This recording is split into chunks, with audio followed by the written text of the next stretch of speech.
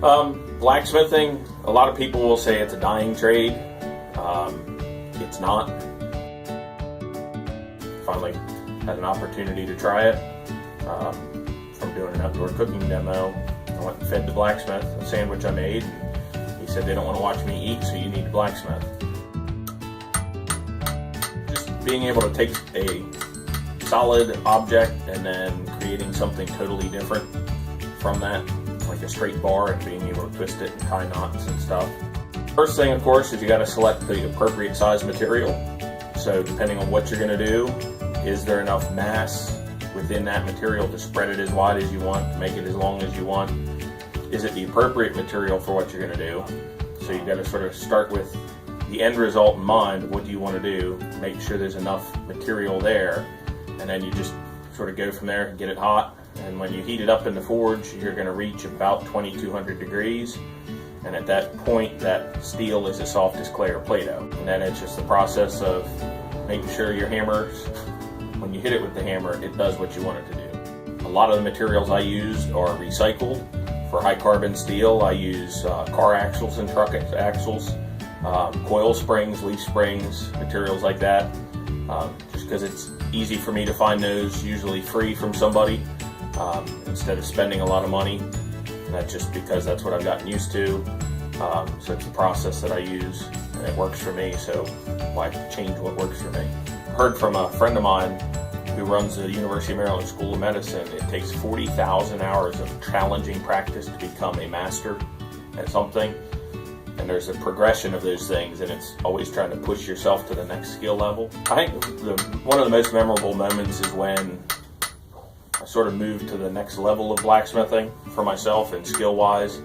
And it was probably about 5 years ago when all of a sudden, if there was a process I wanted to do, I could do it. So there's, I guess, 3 or 4 different categories for blacksmithing. There's traditional or historic blacksmithing, which is reproducing stuff that was originally made in the colonial Civil War days before, I'll call modern times, mechanized industrial revolution. Then there's modern blacksmithing, or artistic blacksmithing, where you can do historic reproduction processes or pieces, but you can tie in the modern pieces to it. So possibly instead of doing forge welding, you might MIG weld or electric weld 2 pieces together. But then you're going to blend it in and cover it up, so it's just a new process. Then from that, where it's, doing simple things, why would you want to do this to a 1-inch square bar? It's just chisel cuts and then twisted, and it's artistic, decorative.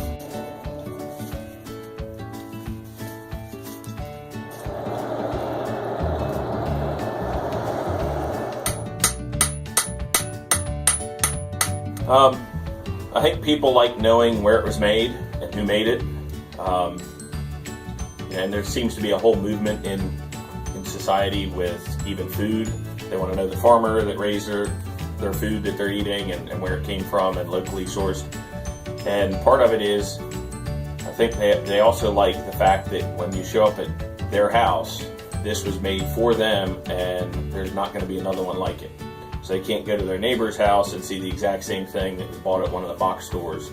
And it adds the little personal touches to it. Like any art form, every blacksmith has their own little intricacies, little details, and simple things like the end of this hook. There are people that wouldn't do it this way. That's just the way I do my hooks.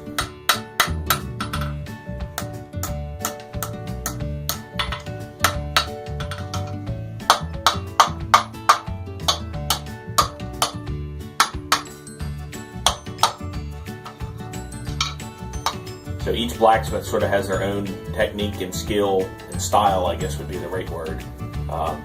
Things that they find aesthetically pleasing. And each blacksmith, you can actually start to look at their work and you'll know so-and-so probably made this.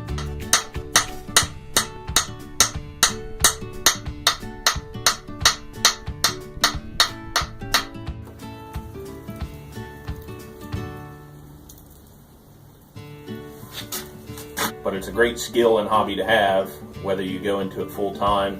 It's just neat to be able to take a solid object that's just a straight bar, heat it up, bend it, twist it, shape it, do what you want with it.